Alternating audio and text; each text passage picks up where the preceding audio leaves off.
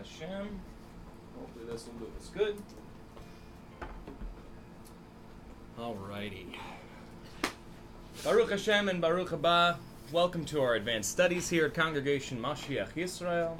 My name is Scott Siskin, and tonight we are going to be studying our beloved Tanya. Chapter 23. Yeah, 23? Mm-hmm. Yes. Mi yivtach atana b'tefilu v'racha. Who would like to open us with prayer and a blessing? I will do that. Abby, is that okay? Yeah. Mm-hmm. Abby, we just live for you to open our hearts and our minds beyond the little boxes that we put you in. Give us wisdom, knowledge, and understanding to see you, to know you, to hear you, to touch you, and to feel you. Fill our minds, our hearts, and our souls with your spirit, and open the gates of understanding so that we can get closer and closer to you each and every time we study, each and every day. In Yeshua's name we pray. Amen.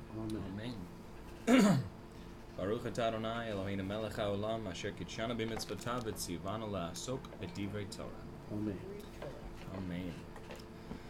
Amen. So, where have we come from and where are we going to? Please Come forgive from my shits. chapter 22. We'll be heading toward chapter 24. Very astute.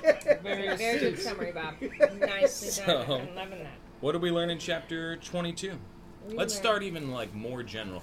What's the Second name of phase. this section? What are we trying to accomplish between chapters 18 and 25? Revealing the hidden love. Revealing the hidden love. What does that mean? What is the hidden love, and how do we find out about it, and what are we trying to do with it?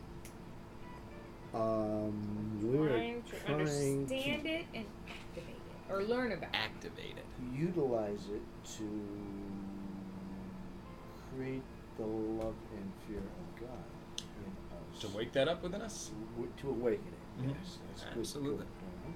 Because it's there already, right? Yes. Do you have to acquire hidden love? No. It's there as an inheritance of the patriarchs, right? Right. And as it's going to be relevant towards the end of this chapter, and even to throughout.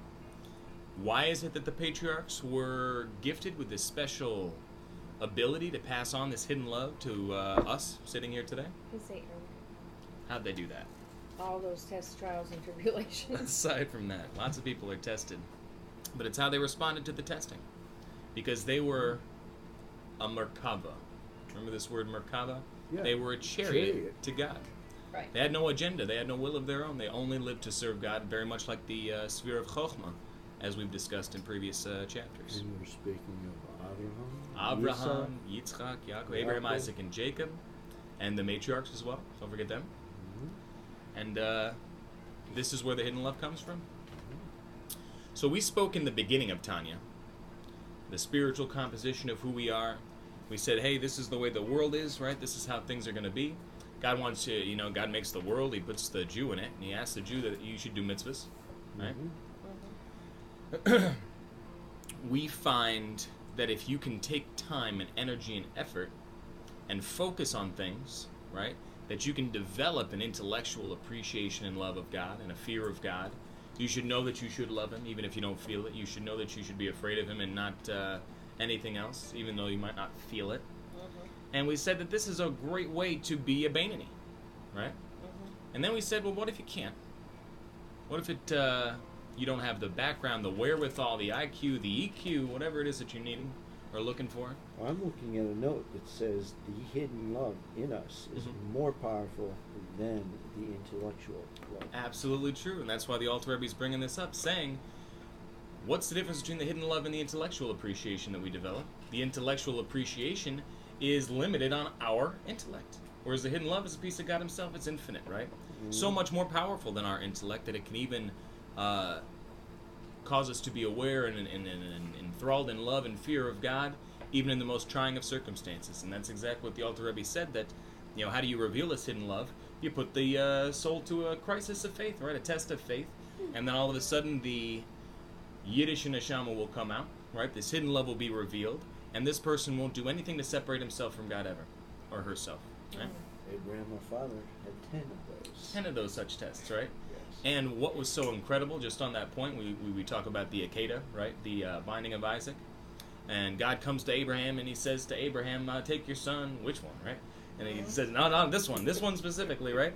And what did Abraham do the next day? Got up early in the morning. early in the morning. Vayakam Abraham Baboker, right? He woke up early in the morning, speedily ready to do God's will. And he saddled it himself. He had servants, right? He was excited to be able to do God's will. And this is this chariot concept that we're talking about. So, more recently, when we were speaking about this hidden love, the Alter Rebbe is trying to say, and projecting into the future here a little bit, if you can access this hidden love on a regular, everyday situation, then you can do all the mitzvahs and reveal God everywhere. If you can realize that every mitzvah connects you to God and that every sin separates you from God, then you'll be able to toe the line and be a Beinoni all the time, right? So in order to explain that, the Alter Rebbe brought up and is in giving us a deep and thorough understanding, it gets deeper and more thorough, but you know how it goes, of this concept called Achdus Hashem. Remember that? Achdut Hashem. The oneness of God. The oneness of God. And this is the key, if you're going to understand that I'm always connected to Him and I don't want to ever be separated from Him, this is what the key that opens up the lock to the hidden love, right? So, we need to figure out how that functions, how that works, and if we can use it in our everyday lives, we can accomplish God's perfect will for us, right? And then we can live with Him revealed, and that's called Mashiach, right?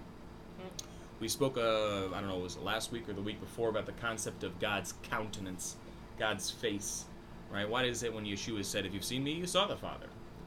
Because specifically, the Torah is God's face. Because the Torah is God's face, and that's exactly the subject matter of chapter 23. Yeah, you did. No one ever said different, I promise you that. So in chapter 22, we spoke about the stuff that doesn't really feel like it should be God or godly, right? We said, Achdut Hashem, God is one. Shema Yisrael, right? Doesn't mean there's one God and not 3 gods and not 10 gods. It means that everything is connected to God and everything receives its vitality and its sustenance and its energy from God. If that's the case, how do you explain Hitler? How do you explain Pharaoh? Right? Or Haman? Boo, right? Can I tell you a story? I suppose if it's on topic and quick. It is. It's very quick. I'm sorry, should I not say? By all means, go ahead. I heard this in this exact, I think it must have been Rabbi Gordon, and he said, something will appear to be horrendously horrible. But at the same time, on the other side of that, it's a good thing. And he used the tsunami. Remember the big tsunami? Horrendous. Everybody died. And he said it was horrible. Right. But for the people that came in and rebuilt and all that, it was wonderful. Yeah, the idea of a forest fire, opening up the ground for new growth. Right. And the whole concept was that, was like about Hitler. I don't know the good part that ever came out of Hitler, but... And we may never. You know what I'm saying? It's like... Returns, Very... I thought that was... But he used an example for Hitler too, but I can't remember what it was. But was I it thought the that was same share where... Because I always remember this, that the blessings that are coming to us in disguise are greater. Right. I do remember that teaching as well. Isn't it so true? Because if they Even were... though they're breaking your heart, isn't that so true? In the end of the day, you'll thank God for them. So Say, couldn't I have gotten a little bit more?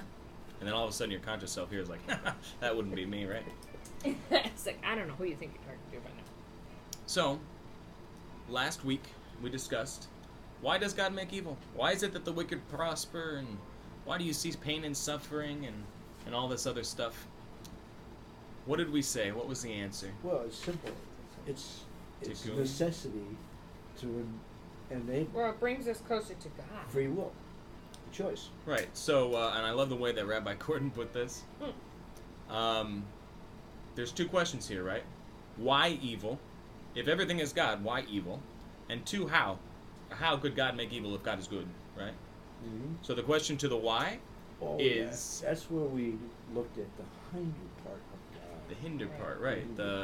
Not the countenance, right? Not God's face. Hinder, hinder, but is it the same thing? I think it's hinder, but that's okay.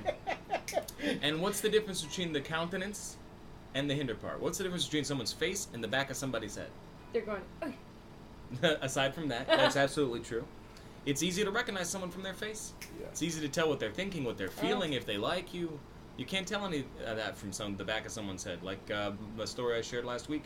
I got lost in the Albany Mall, right? Right. I couldn't even tell it was my own father from the back, right? Right. So that's the difference between face and hinder part, countenance and the external part of God's divine will, right? So, how and why? Let's start with why. Why does God allow for evil to exist? What's with this hinder part of the will? And you said it exactly perfect. One word. Free choice. Volition. Volition? Well, free choice is 2 words. Yeah. But it really is speaking about Whole idea, volition. right? And what's the point? Why should God want us to have free will? So that He can have a real relationship with us and to enable reward and punishment, because God really wants to reward us. Which is why there's 613 mitzvahs and not just a couple, right? Mm-hmm. So that we have many, many chances to be able to have God reward us. What is that? 613 and Noachide is 9? 7. 7. Okay. Together they make up 620, which is the numerical value of the word keter, crown. So that's like we've got 606 more Ways opportunities to serve God, to connect to God, to be receive His God's special blessing. child, right? Absolutely true. Mhm. And that's essentially, in essence, the difference between a Jew and a Gentile. What's the big difference already?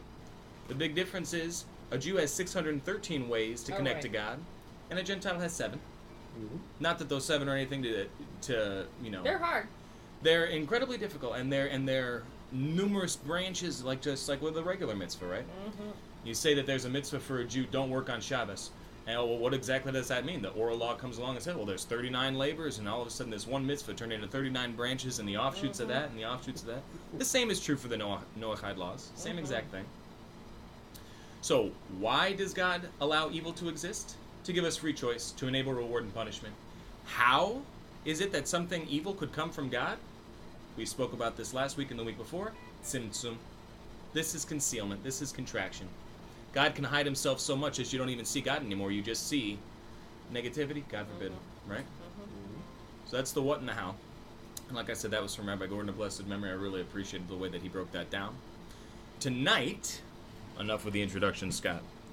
Tonight, we are going to not talk about what we did in chapter 22, which is how could bad stuff be. We're going to talk about, let's look more into this inner essence, right? How do you really get to God's face?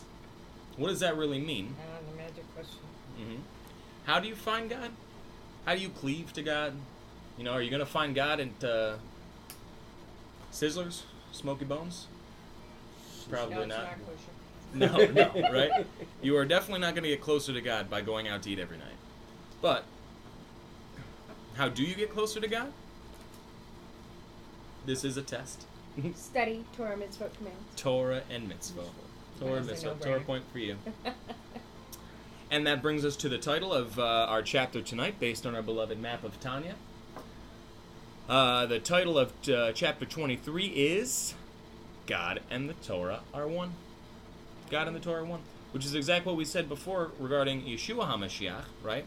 How could he say, if you've seen me, you've seen the Father? Because God's face, His countenance, that's the innermost part of His will. That's exactly what He wants, right? What does He want? To be able to interact with us, that we should observe His Torah. And by interacting with Him and observing His Torah, studying His Torah and doing the mitzvot, we are becoming one with God. This is the Achdut Hashem, right? We are actualizing that. Right. And that's why Yeshua was able to say what He did. Does that make some sense? Same root as Echad. Echad, Achdut. Sure. So, the title of this tonight's chapter, God and the Torah are one. And the short description, only through Torah and mitzvot, which embody the divine will, does one achieve perfect unity with God. That's the short summary of tonight's chapter. Only through Torah and mitzvot. And mitzvot, which embody the divine will, right? What is it that God wants already? He says, don't eat spiders, it grosses me out, right? Does one achieve perfect unity with God? Writing stuff. Okay. Momento.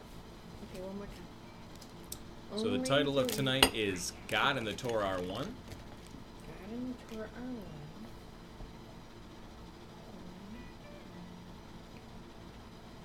Mm-hmm. And it's only through Torah and mitzvot, which embody the divine will, does one achieve perfect unity with God. So the Torah and mitzvot are God's divine will, His perfect will, and by living our life by them, mixing our life with them, we achieve perfect unity with God. And that's the long and short of it. Amen. Amen. That was a Amen. short lesson. Hallelujah. Yeah, right. We'll just close the book. Yeah. That's okay. Let's. Just Which Pull the it kicker further. is that ultimately is our goal, is to be one. That's it. He sent us here to be one, to figure it out, to go through all the, the oceans and oceans Right. of life to get to him so that we could be one again. That's it. Because Adam and Eve broke it on purpose, right? For good reason, which we're not talking about now. But I would ask you to go back as well to the title page. They broke what? This perfect unity, right? Ah. And God had to go up to the heavens. Communion, if you will. With Yeah, God. exactly. Uh-huh. This is very similar to the breaking of the tablets. Very, Or- very similar to the breaking of the tablets. Very, very similar to the destruction of the temples. Very, very similar to the crucifixion, right? It's all the same thing. And again, God breaks these things so that his relationship with the people could remain. Because if Somebody's getting broken. Yeah, if the structure didn't break, then the people would have to be It's either God us or forbid, them. right? The what is it? It's, Psalm 51. That's the repentance one, yeah? The Yeah, Shiva one? yeah. The what God desires, what God loves. Oh, a contrite heart. Is a Broken broken and and a contrite heart. Yeah, Should I love think that. it was Something's got to break. not the Tzemach but one of the Chabad Rebbes. He had said there's nothing more whole, WHOLE, Broken heart. than a broken heart. We're sent down here to look up to God, right? Once you hit rock bottom, there's no place to look but up. You did it. You accomplished it. Which, if you'll embellish me for just another moment, I really should just get moving here. Fine. But, Half-hour intro. yeah, right. God help us. If you look at the concept of oy vey, right? Jews say oy vey. Oy means woe, like woe is me. Vey is a made-up word. Made-up word. It's spelled with a vav and a yud. Vav has a numeric value of 6. Yud has a numerical value of 10. 16. How do you say heart in Hebrew? Lave. Lave is lamed. 16. Beit is 32. You're saying, oh, my broken heart. Ah. Woe is my broken heart, God. Every time you say oy vey, you're asking for Mashiach, yeah? Wow, that's good. It's one of my babies. All right, so let's begin. The Torah and God are one. Oh, and I wanted to say as well, remember back to our title page of Tanya, right? You said that Torah and God are one. This says the whole thing, re-achieving that perfect unity. What is the verse that's Tanya is based off of? It's near to you. It's really possible that you could do this. You could really fix this. Just do it. You just need to do the mitzvahs and study the Torah, right? A bunch of good yidden, hopefully. We got to figure out a way to do a swish that is not a copy Absolutely. of Nike, but is enough resemblance to it that You'll get the of course, same effect. those colors I mentioned. Yeah, They pop say like that, Nike right? like loudly. Alrighty. So, who would like to read? I could read, or if you'd like to read, you can. Okay. Shall I? Let's see. In the light of all that has been said above, As we said. we can better understand and more fully and clearly elucidate the statement in the Zohar that the Torah and the Holy One, blessed be He, are altogether one. That almost should be capital O, capital N, capital E. Probably should. But, It is in the Hebrew. Just kidding, there's no capitals in Hebrew. I was like, oh, let me see that. Oh, really? Let's see, and the commentary in the Tikkunim that the 248 commandments are the 248 organs of the king. Organs are limbs of the king, right? Again, this is imagery. We're not saying that God has a corporeal body. Right. We're saying that what is a limb? What is a limb? If you want to embrace someone, you need your arms to be able to do that. How does God embrace us? With his Torah and his mitzvot. So there are 248 positive mitzvot. God says, please do this, right? There are 365 negative mitzvot. God says, please don't do that, right? Well, and by doing that which he says, we are literally embracing him. the limbs represent one of our garments. It's One the of the doing. commandments, right? Mhm. Absolutely true. Absolutely true. Action. The commandments constitute the innermost will of the Supreme One and his true desire, which are clothed in all the upper and the nether worlds, thereby giving them life, inasmuch as their very life and sustenance is dependent upon the performance of the commandments by the creatures in the lower world as is known.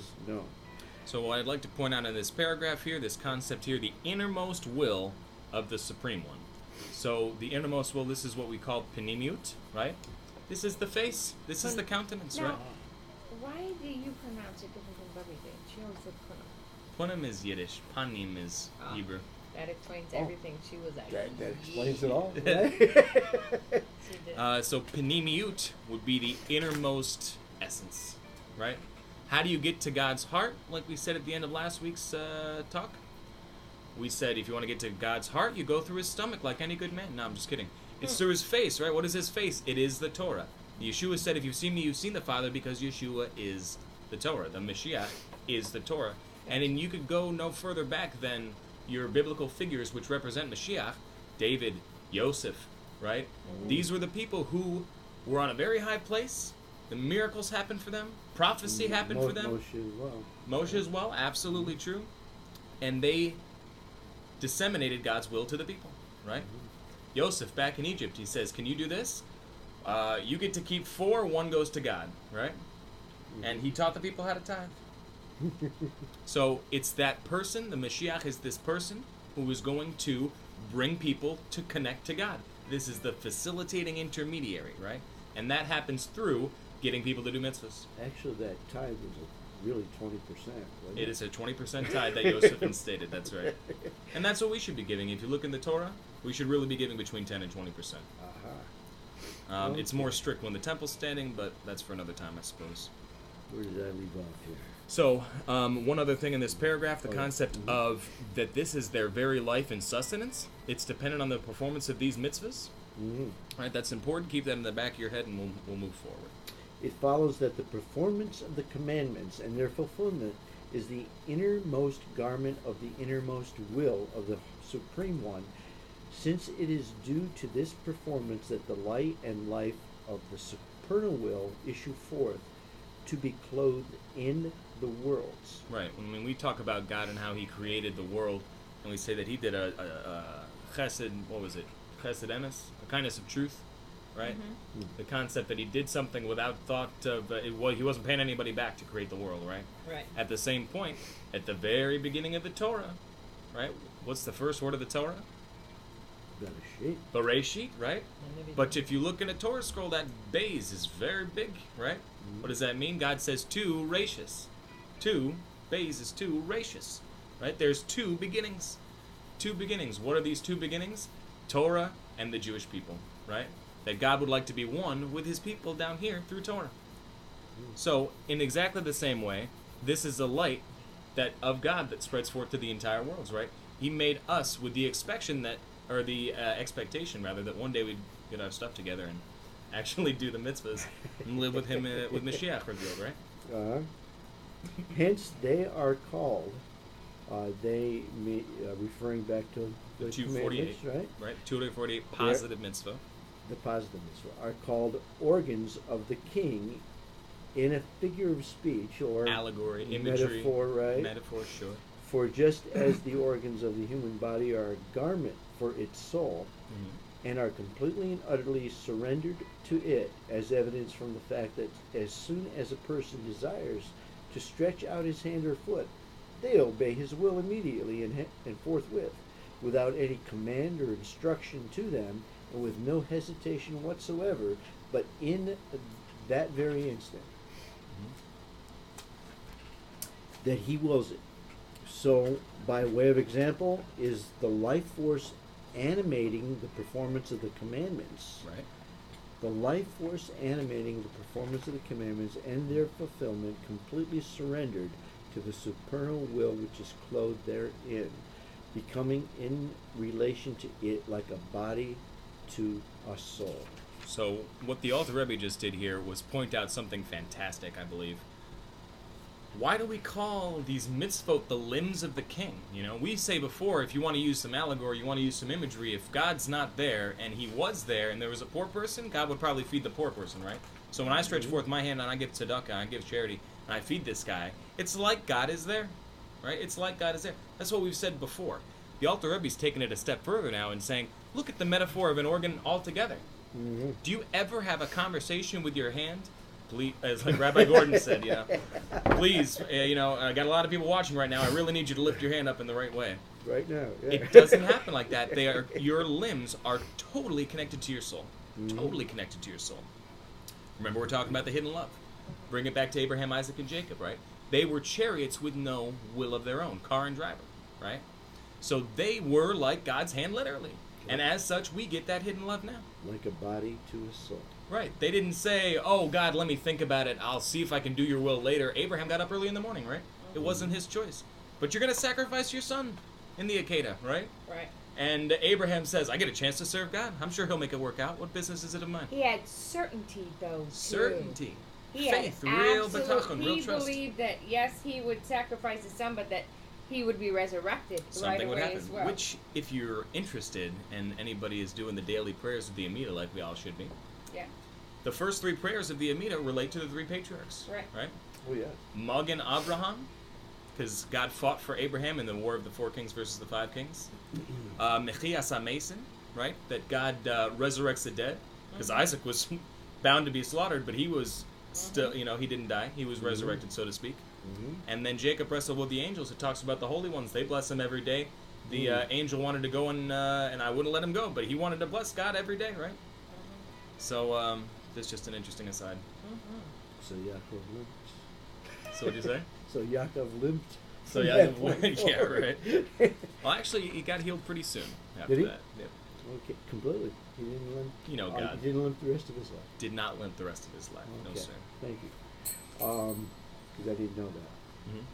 Yeah, it wasn't very long either. Likewise, the external garment of the divine soul in the person fulfilling and practicing the commandment, this being its faculty of action, clothes itself in the vitality of the performance of the commandment, thus also becoming like a body in relation to the soul being the supernal will to which it is completely surrendered. Like we said with the patriarchs, the concept of Merkava, chariot, right? A chariot doesn't have a will, it goes exactly where the driver puts it. Like Rabbi Gordon of Blessed Memory always used to say, and it made me chuckle. Oh, wow. If your car has a will of its own, please see your mechanic immediately, right? Right. Just thinking about the vision of Ezekiel. Sure. And he says, whichever way the coyote looked, so went the wheels of the chariot. Like an arm goes, the arm isn't doing what the arm wants to do, right? The arm is doing what my soul is telling it to do. Wow. And it's that same imagery with which we connect to God. And remember, the Alter Rebbe here is talking about Achdut Hashem. We're all one with God. So how could you possibly transgress? Look at who you are. Just the image of that always kind of befuddled me. Right. But it's a little clearer now. Hey, Baruch A Hashem. little bit. Let's add 70 years to that, and we'll see where we go. Okay, let's see. Where am I? There was a period, sundered, There was a period. in this way, right underneath supernal will in the middle. In this way, the organs of the human body, which perform the commandment, in which the divine soul's faculty of action is clothed at the time of the act and fulfillment of the commandment, truly become a vehicle for the supernal will. So just to kind of paint a picture here for you, you know those little dolls, the Russian dolls, and one's inside of another? Oh, yeah. It's Marushka like dolls. Marushka, thank you. Some of them go up to like 12, 13, or even My more. aunt used to right? collect them, yeah. Well, let's just go a little simpler with us. God is using our soul as a garment for His will, right? Our body is a garment for our soul, which performs our will, right? And you have the garments of thought, speech, and deed to accomplish all of these things that you need. So it's like one inside of another, right? It is as we become the hand of God. Right. We just need to not get in His way. A vehicle for the now supernal will. Yeah. Let's see. And I am where? Right after the semicolon. Oh, that's right there. That's as, for example, the hand which distributes charity to the poor, or performs another commandment, or the feet which carry a person toward the performance of a commandment. Similarly, with the mouth and tongue engaged in uttering the words of the Torah, or the brain engaged in reflecting, meditating on the words of Torah, or on the fear of heaven, or on the greatness of God, blessed be He. Well, this is all the garments now. Yeah, exactly that. So now, as we're moving forward here, the Alter Rebbe is going to make something of a distinction. It's not happening just yet, but a distinction between the concept of doing mitzvot and studying Torah. Oh, So- okay. Which that kind of just described the doing, The whole spectrum in that the paragraph. doing, the speaking, and the thinking. Right. The- All of our garments, right? Uh-huh. Which, are the garments of our soul. Mhm. And our soul is a garment for God's will, right? Mhm. And here you go. This is what the sages meant when they said the patriarchs were truly Merkava, the chariot of God. Right. For all their organs were completely holy and detached from mundane matters, serving as a vehicle solely for the supernal will alone throughout their lives. So, just as a point here to kind of Velcro us back to where we started with the concept of the tzaddikim and the Roshayim and the Beinanim, we said that there's lots of different levels of a tzaddik, right? Uh-huh. Some people are a total chariot to God, sometimes, right? And the rest of the time they don't sin, but they still have a will of their own, right? That is a tzaddik. That's a tzaddik. There's all levels of tzaddik. Okay. Then you have your Abrahams, your Isaacs, your Jacobs, your Moseses, right? And they are totally complete chariots of God all the time. All the time. They don't wake up and wonder what they're going to do about lunch, and then they'll, I should go daven to God first, right? They woke up, they weren't looking for the next meal, they were looking for the next minion, right? Right. They wanted to get together and just do godly stuff all the time, and they had no race will to of do their own. God. Race to do godly stuff, right? Mhm. Not, I'm going to make sure that my stuff is covered, and then I'm going to think about God. I mean, that's pretty good, too. I think that's why I was thinking, that's funny, I was thinking about this morning. I think that's why he says one of those things is, the one that says about some things have benefit here, some things have benefit later. Oh, right, and we get the fruits in this world, but the trees in the world to come. Right, is morning prayer. Is Mhm. to him, it's like I started thinking last week, I've been thinking all week since last Tuesday, this whole different kind of thing that opened up to me, so I really, my Kabbalah and prayer has been different, but I think that's what he's talking about is, what they always say, your first thought, your most priority thing Right. is what? Is it, but he wants to know, In the core, am before I, anything else covers before it up. you even wake up, when you're just starting that wake-up process, do you think of me? Do you moda?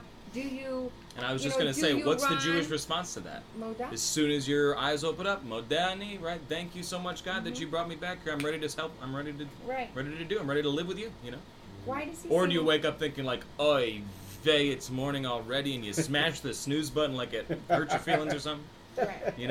How come Not it's me. moda? I don't sit there. There you go, perfect. Some of us are not retarded. Totally don't have to hit the snooze I button. don't know that yet. Sorry to How cut you off. come it's moda for women and modeh for men? Because it's different for women for everything. I guess that makes Well, sense. Hebrew has Just a grammar thing. has a gender. What's the Everything word is moda even- and modeh mean? It's the same root as the word Yehuda. It means, or Todah. You say thank you? Thanksgiving. So moda for a woman, modeh for a man. Just 'cause Modeh ani lefanecha for a man. for a woman Modah. it's moda. Okay, But it's a grammar issue. okay. But yeah, I think he's like, am I important enough in your? Do you think of me first? And I Right. always think of prayer as a tithe. Absolutely, you it's the same tithe thing as your the morning time? Talmud sacrifice, right? Yeah. Do you This is a tithe service your that needs time to get to done. me? You know what I mean? And a tithe to me is like, what's more important? If you Right. look in your checkbook, Mm. you'll know who's important to you and who's not important to you. Yeah. Where's your money going? Sure. Is it going? Yeah, it goes for the light bill. It goes for blah blah. Is That it gets taken care going? of too, but- Who are you God. chasing after? Right, Right. right. Or And what? it's like, is it the fifth book of Tanya? Is like, and when the Rebbe sent out, he's like, squeeze more, squeeze more, squeeze more. Oh, Do 4. you know what a fourth book of Tanya is? Yeah. Squeeze more, squeeze more, squeeze more. It's like, Squeeze? Is this the Well, olive? no, it's like when they were Concept of trying tzedakah, to sacrificial support, tzedakah. in tzedakah, and it's like, I always look at it like, squeeze more out of you. It's like, do you need mashed potatoes every day? Which is You the don't same, need mashed potatoes. Eat a vegetable, shush, you're not going to eat a potato. But that's the point. Your analogy It's of like, the olives, very right on. you know what I mean? But I think it's all tied into the same thing. It's like if for, I always think of God's relationship and Yeshua's husband and bride and all that stuff is,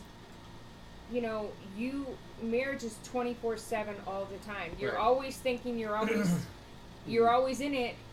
Are you 100%. preoccupied with me, says God. You know? Right. So, yeah, I think that's reset. I don't know. That's hard. Baruch Hashem. Nah, I think you're right on. Okay. As for the thought and meditation in the words of Torah that are in the brain and the power of speech engaged in the words of the Torah that is in the mouth, these being the innermost garments of the divine soul, not to mention the divine soul itself, which is clothed in them, all of them are completely merged in perfect unity with the supernal will, and are not merely a vehicle. So this is the chiddush here. That's pretty good. When you're doing a mitzvah, you are a vehicle to God's will. Okay? We discussed that already. When you're studying Torah and you're living your life, like you just said, constantly thinking about Him and how they've just constantly engaged in Him. Like my name in Hebrew is Malachi, right? My verse is Psalm 119:97, I think it is. Ma hafti Torah techa kol yom hi sichati, right? How I love your Torah. I'm meditating on. I'm doing business with it. I'm thinking about it. I'm speaking about it all day long, right? Wow. If you, I'm not saying that I'm for your name. I'm not saying I'm perfect, but no, that's a very good verse. But this is a Very good. But this is, I'm not making this up. It's in the Bible, you know. No.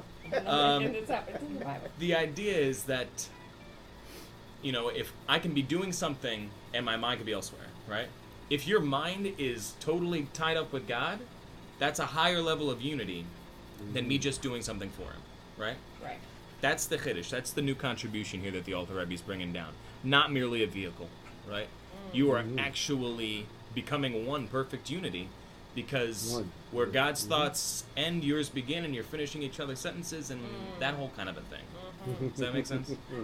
Not maybe scientific terminology, but it works. No, that's good. For the supernal will is identical with the very subject of the halakha, wherein one thinks and speaks, inasmuch as all the laws of particular streams flowing from the innermost will of the Supreme One itself.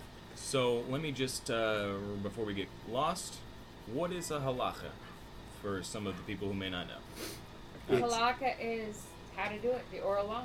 How to do halakha it. is how to do it. It's do not it. just how the to mitzvah. Walk it. How to walk it. Halakha out. comes from the word How let, to live which it. means to walk. How do you walk with God, right? Yeah. So this is what the Alter Rebbe is saying here. If you're constantly thinking halakha is exactly God's perfect will for whatever situation you're in, right? Whatever situation you're in. If you have a mitzvah, for example, God says, I would really like it if you put on tzitzit, right? So you put on the tzitzit, and that's one mitzvah, but it breaks down into so many different halachot, right? Oh, you should be wearing them during the day, and it should have a techelet, a patil techelet, right? All these different things that go into so many halachot for one mitzvah. Does that make sense? Totally, yeah. Yes. The halacha is... And it's a good thing we don't do Christmas trees. I found that the other day, by the way. Let me let you listen to that before you leave. Hilarious. So when you talk about the halacha, it's God's perfect will for that particular unique individual situation or circumstance, right?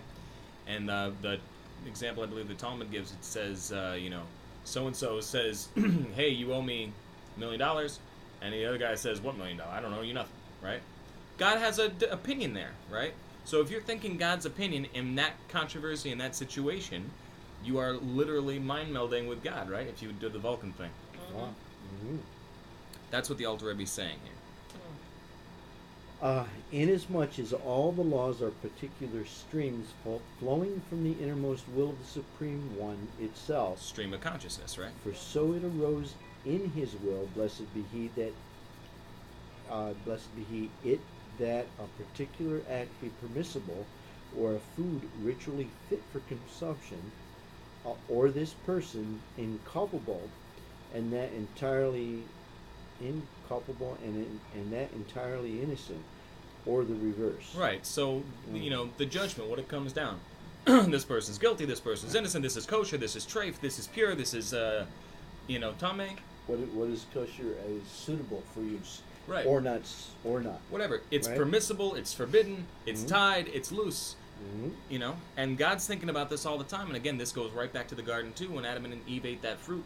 The concept that we need to now discern every day, multiple times a day. Can I use this, or will it hurt me?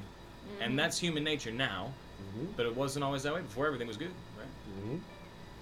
So when you are connected to God, you'll see the right answer. You'll see God's will in everything, right? And you're literally walking with God. Again, halacha.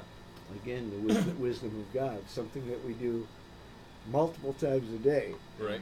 We have to think of Him. Absolutely, absolutely. And especially if you're a man, right? We need all kinds of reminders all over the place because, oy vey. Well, I said that to Scott recently. It's like, if you follow his calendar, you are constantly wrapped Immersed up in him. in him. Yeah. Constantly. And you're constantly making the choice to follow. Very true. And that's what God wants, to live with us, right? Right. So also are the letter combinations of the Torah, prophets, and writings, a promulgation of His will and wisdom. I guess that's a sum total, right? Yes, absolutely. Of His will and wisdom, which are In united. a chokhmah sort of a form, right? Not an abina form where it's expanded. That's the oral law. Oh. This is in a seminal form, if you will. Right? Okay. And united with the Ein Sof, blessed be He, in perfect unity, since He is the knower and the knowledge And the known. and so forth. He could have completed that one more word.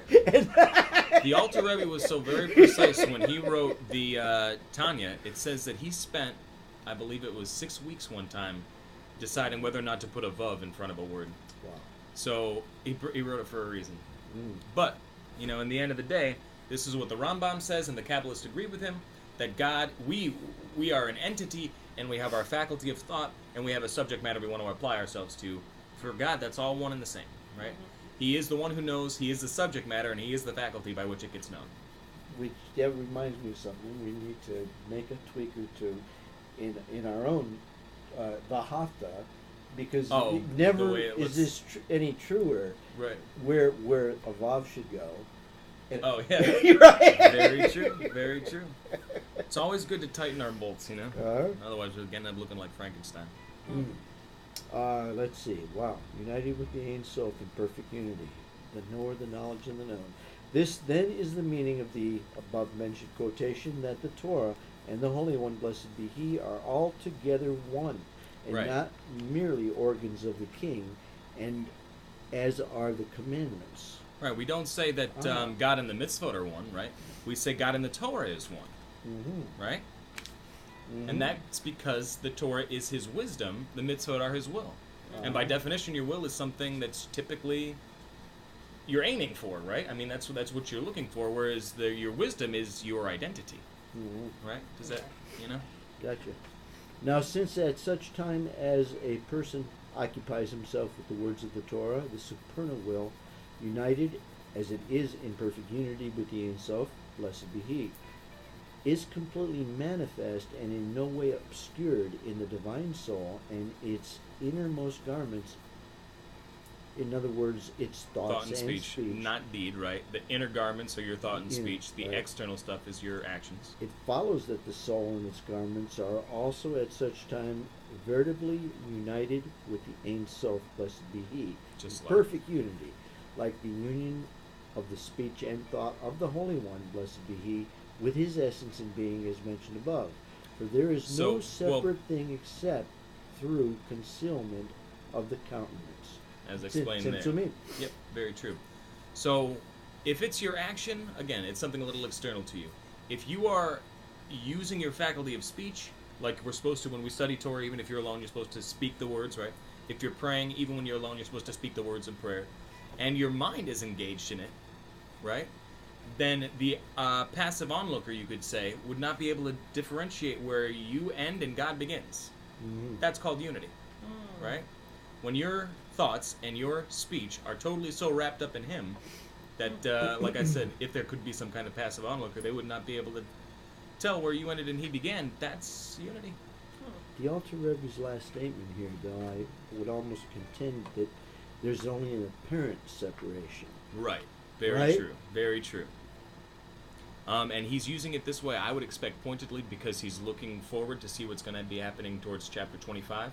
Well, even chapter 24 is going to be, in chapter 23, I guess it's worth saying, we're talking about the 248 positive mitzvot here. We haven't mentioned any prohibitions at all, right? Next chapter is the 365. We're going to be talking about the unity between us and him during that. And then 25, he brings it all together, saying, therefore don't sin, right?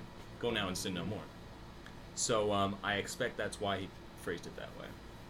Because the Tzimtzumim result in those concealments of the countenance, right? That only from our perspective appear to be a separateness. Absolutely. From the Holy One, blessed be He. From God's perspective, it's all Him. Like you're looking at the hairs on your arm, right? Amen. Moreover, their union is even of a higher and profounder order than the union of the light of the Ein Sof, blessed be He, with the upper worlds, since the supernal will is actually manifest in the soul and its garments when they are engaged in the Torah, because it is identical with the Torah, while all the supernal worlds receive their vitality from the light and life that are derived from Torah. They're not Torah, they're derived from Torah. Which is His will and wisdom, blessed be He, as it is written, you have made them all with wisdom. Thus His wisdom, the Torah, is above them all, and it is identical with His will, blessed be He, which is described as encompassing, that is Soviv Kolam. Soviv Kolam. Right. This energy of God that's so infinite and so powerful and so limitless that it's impossible to be internalized in any world or creation. It needs to hover about and permeate. Cannot be it is encompassing. It cannot be sized. Right. It's not limited at all. It's too infinite to fit inside something. As opposed to Male Kolama, which is the exact opposite, a filtered Tzimtzum sized energy that's fit right for this creation, right for this vessel, right? Which is described as encompassing all the worlds. In other words, that aspect which cannot clothe itself within the worlds, but animates and illuminates in a transcending and encompassing manner.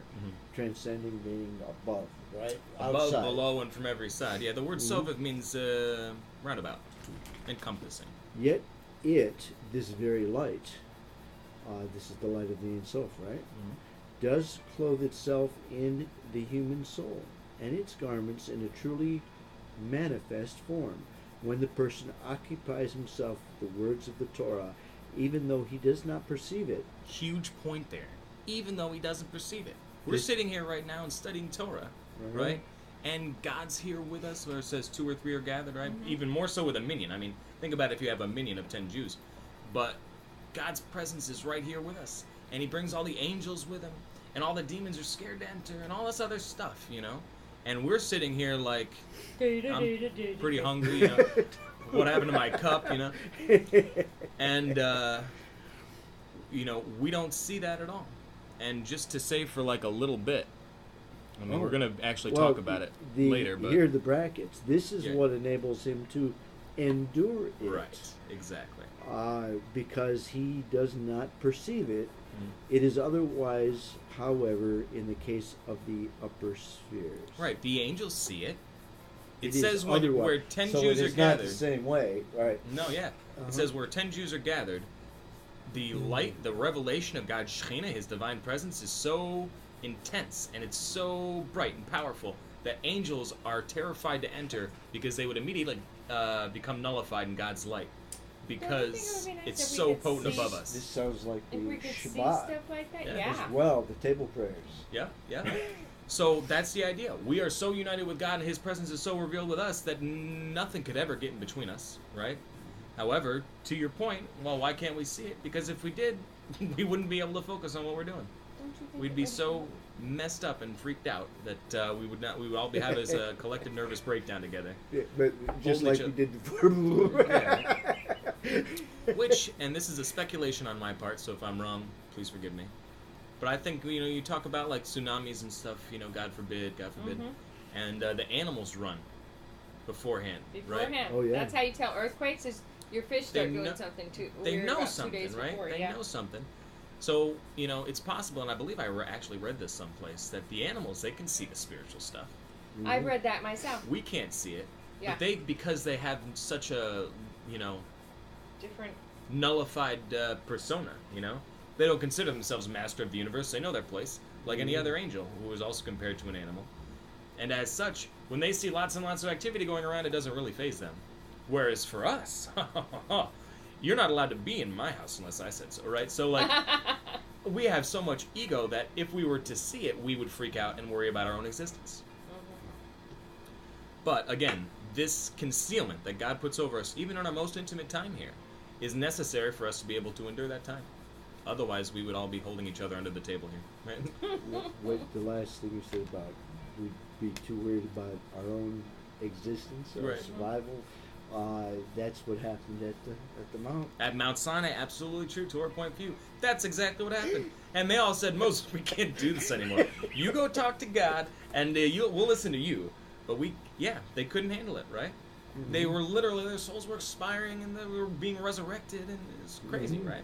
It's great. That one time that it was revealed, that one time that we could all see it. Right. And that was, did I read, that was the first two commandments. Yep, that's what we heard from God. Anochi, and don't have any other. Mm-hmm. Yep. After that, the whole don't take your name in vain stuff, we'll hear that from Moshe. Today I give you my soul in writing. I mean, how do you turn that down? Mm-hmm. Okay. I'm busy. That's why it says, it's like God held a mountain over them, right? Because how could you possibly turn that down? You don't, it's as if he say, was holding it. You say Nasa Manish, is exactly right. Too beautiful. A couple thousand years later, we're starting to get the Nishma, right? Mm-hmm. Oh. But when I'm sorry about that. No, go ahead. It shows him as vulnerable. That's Today, the idea. I give you my soul in writing. All he really just wants people to love him. Mm-hmm. And everybody has such a weird perception. Because he is all these things. He's anger, he's love, he's grace, he's forgiveness. But he really is just like the human quality of all we want is to be loved. Yeah. Period. That's the human equation right there. Right. And here it is. He made us in his image. He just wants to be loved. Absolutely. And I would want to direct anybody who's, interested more into that. In Rabbi Manis Friedman, Rabbi Gordon's brother-in-law, he gave a wonderful talk about that, and several talks about that, in fact, about God's vulnerability. And he's, God is perfect, and, how could God be vulnerable? What does that mean? It has everything to do with our free will. God says, here, I gave you everything. I'd like it if you loved me. Would that be okay? And we could turn around and say, I hate you. Right? That's vulnerability, and that makes the relationship work. Or just no. Or just no, yeah. Or just total, not even hate, but apathy, right? That's even worse sometimes than strong emotions. With the above in mind, it becomes clear, this is an important statement, why the study of Torah excels so much over all the other commandments, including even prayer. Even prayer. Prayer is talking to God. What do you mean, I can get more united to God than talking with Him? Absolutely, says the Alter Rebbe. Which is the unifying force of the upper spheres.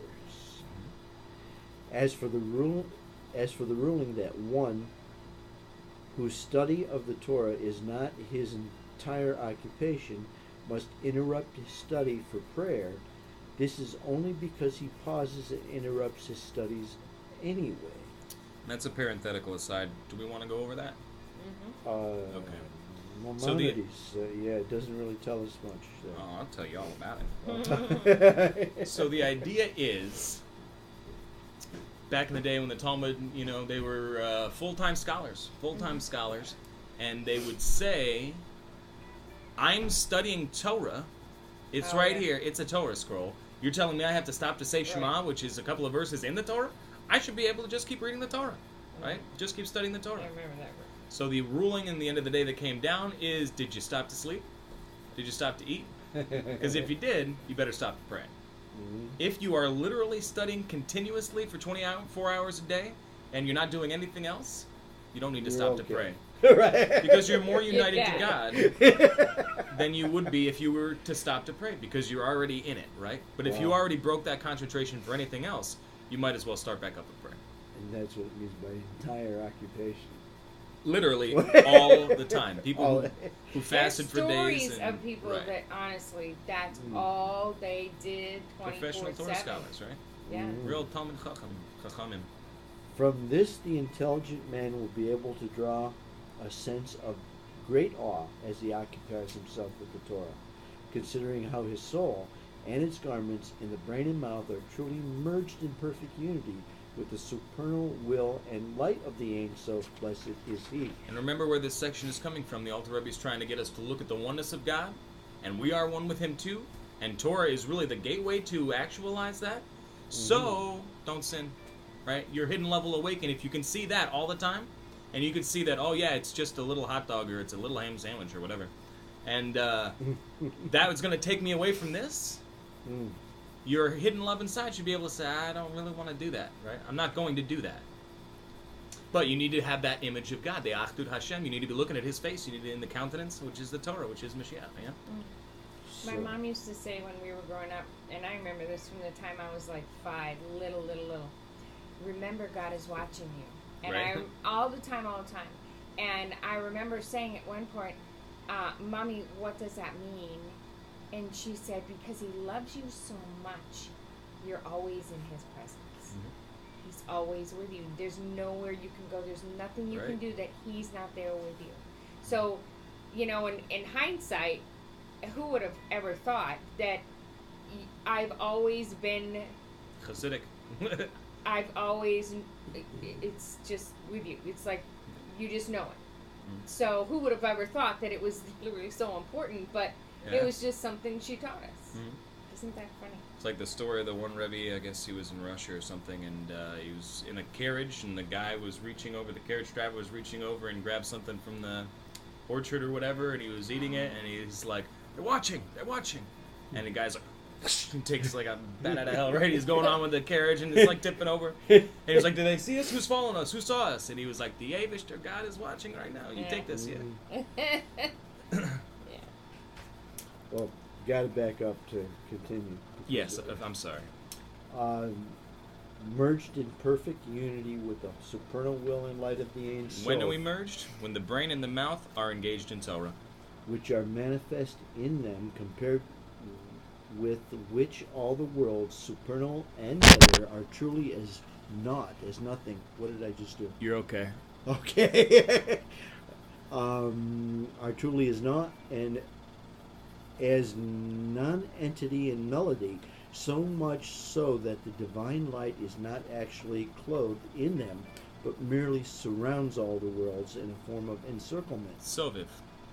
As it were, in order to provide their essential source of life. Only some glow which they can bear is clothed in them, in order that that is Malay, right? Right. In order that they should not revert to naught altogether. Right. And in that sense, you're saying, what is, how much Malay do you get, and how connected are you to the Soviv, is essentially what you're driving at, right? Right. Wow. Only some glow which they can bear is clothed in them. Which again is the reason for the concealment, so that we could have free choice. And the Alter Rebbe here is also speaking about the concept of the worlds as well, right? That the worlds primarily don't benefit from the Malay almost at all, right? It's only from the Soviv that they get their radiance from.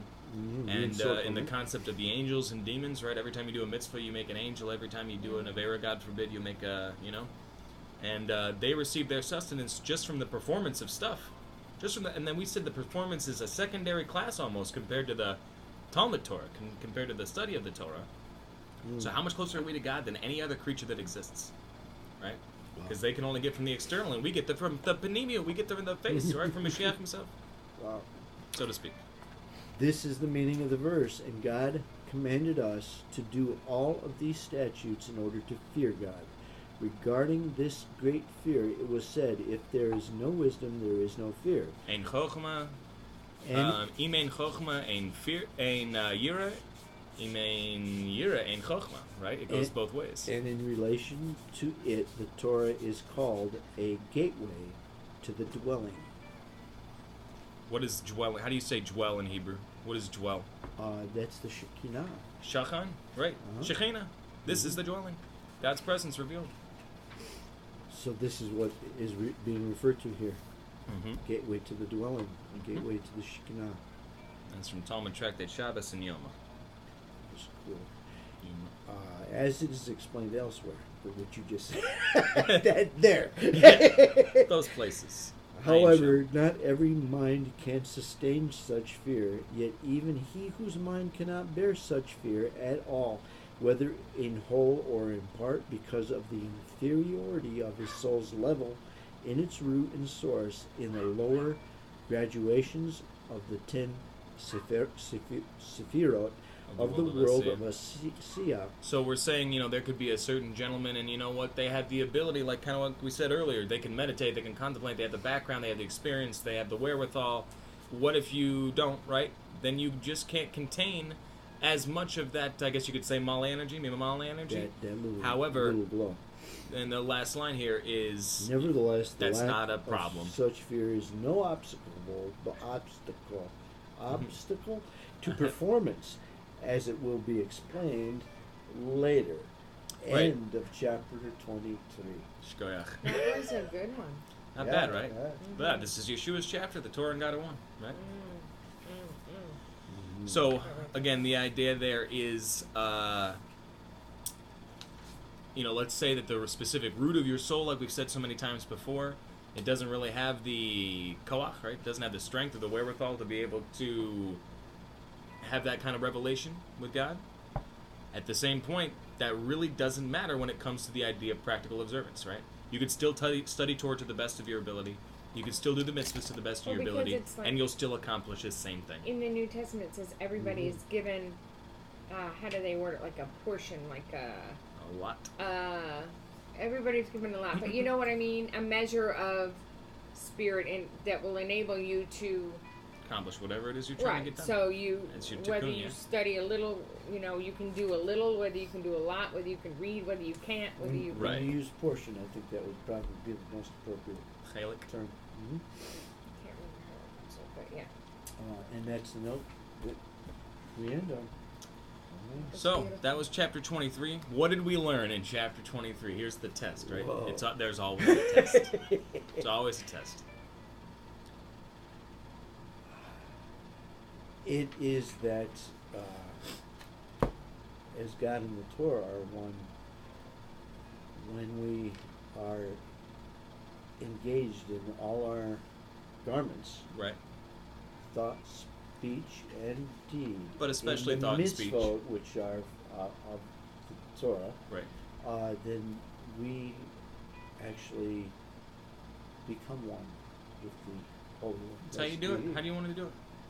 I mean, we want to become one with God. We want God to dwell with us, right? We want to make straight in the desert a highway for God, and this is all beautiful, fancy words. How do you get it done? What's the way to get to God? Halacha. Halacha. It's the halacha. It's found in the Torah. Therefore, the Torah is the gateway to the dwelling. Right. And that's also why Talmud Torah Keneged Kulam. The study of Torah is equivalent to every other mitzvah combined. Because look at the level of unity and union and intimacy that you get with God in Torah study, above and beyond that what you get with a mitzvah. I mean, you should do every mitzvah with kavana, obviously, and everything, but you don't know the inner part of God's will when you're handing someone a dollar bill, right? You do when you study Torah, especially the secrets of Torah, like we study here. So again, this is specifically relating to the 248 positive mitzvot. The 248, God says, please do this for me. Next chapter, chapter 24, we're going to talk about the 365 negative prohibitions. And this doesn't have so much to do with building a union with God, so much as it does preserving the union we have. Before we get 5 words into the next chapter, that's where we'll be. Yes, exactly that. Exactly that. It's like, both of these are like Deuteronomy 28, the blessings and the curses. Okay, absolutely true. Or like this week's Parsha, again, we're reading the Tanya out of order, so we can go in more detail. This week's Parsha is Parshat Re'eh, which begins, Re'eh, see, I have set before you a blessing and a curse, life and death. I beg you, choose life, please. Please, says Moses before he dies. So, and how do you do that? How I choose life? That's so abstract. What do you mean? I'm not choosing life right now by sitting here and breathing? Choose life means connect to God through the Torah. Do the mitzvahs. And you will find, like Josh Aaron says, peace, right? And you will know peace. And you will know peace. And things should go good for you, right? And he promises that. And you say it everywhere. If only we would get it. How long has it been? 5 minutes. 3,800 years or so, almost? It's like it says. I heard it says, "Fear not," 365 times in the Bible, like one for every day. That's about right. Okay. Very good. Thoughts, questions, comments, concerns?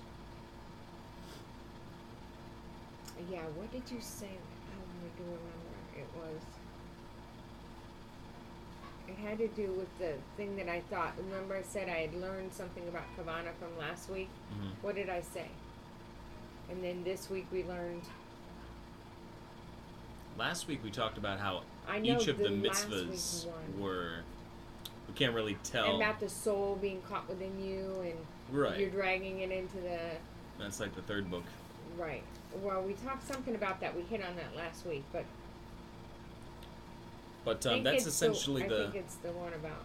Yeah. Okay. I'm good. Well, that's the flow of these chapters 18 through 25, is realizing that it's not just, okay, if I, God forbid, murder somebody, right? I can get how God's going to be upset at me for that. It's not just that. It's if I skip grace after meals, you know? I'm deciding, instead of focusing on God's face and being with Him and being in a relationship, I'm choosing selfishness.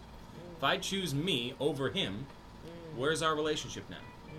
You're lower than the worms, because the worms choose Him. They don't really have a big way to be able to connect to Him like we do. We have 613 ways, and we decided we don't need all that, right?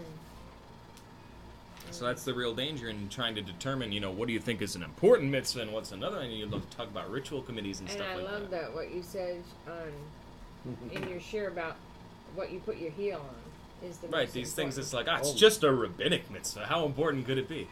And God says, come on. Yeah. Did He really say you can eat from the tree? So God says all the mitzvahs are important, and in truth, we don't really know which ones are more important than the other ones.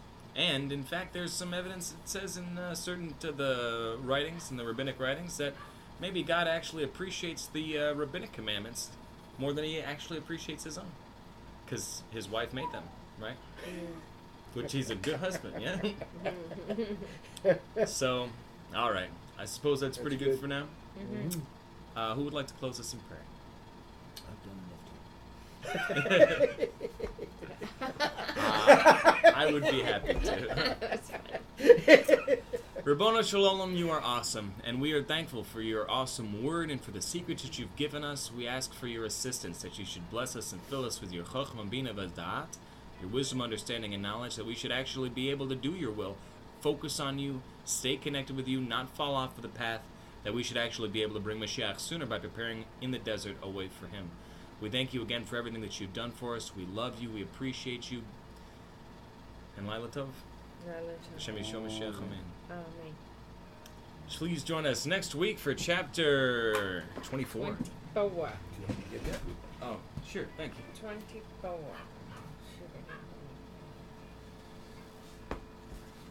Shalom. Square. It's a square. It's a square. It's supposed to be round. Oh, no way, really? It's a square. Well, hit it again.